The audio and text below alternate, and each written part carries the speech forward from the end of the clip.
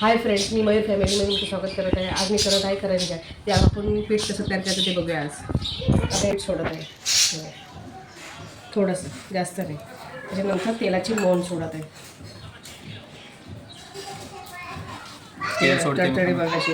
तेल गरम केलं मित्रांनो, मम्मी सोडते थोडंसं. हे बघ, बघा, हे बघ. तेल गरम करून सोडते.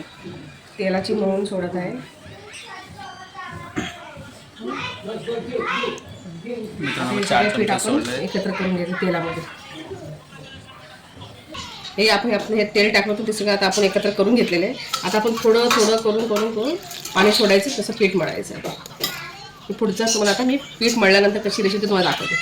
हे बघा मित्रांनो, हे बघा छानपैकी मऊ पीठ मळून झाले. आता आपण ह्याच्यात दाना करंज्या करूया, मस्त तळूया. हे बघा किती मऊ पीठ झालेलं आहे. हे बघा जसं काय तसं ताणते.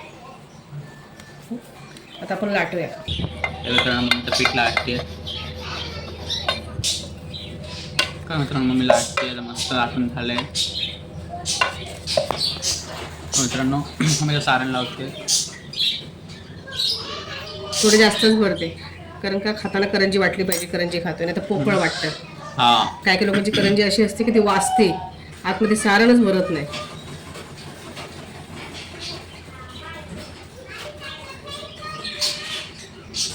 मित्रांनो मस्त पद्धतीने सोप्या पद्धतीने मी पटकन करते.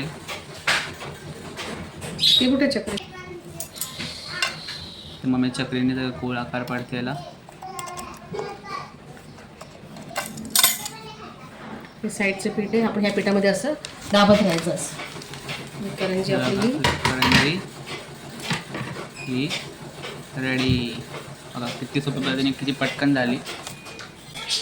मित्रांनो बघा, आपलं झालं आहे शंकरपाळ्या करून. मम्मी फ्राय करते तेलामध्ये. तर मित्रांनो मम्मी टाकते तेलामध्ये, शेकते. तर मित्रांनो कसे फुगले आहेत मस्त.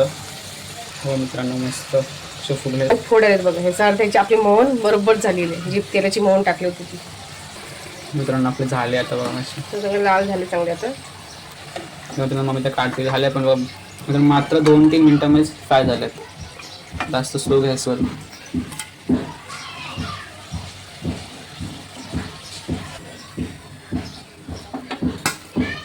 भुसभुशीत झाली बघा. मस्त सारण बघ कसं भरलंय, तुटलं पण नाही. बरोबर मस्त देवाला निवड खूप छान भुसभुशीत झालेली आहे बघा करंजी.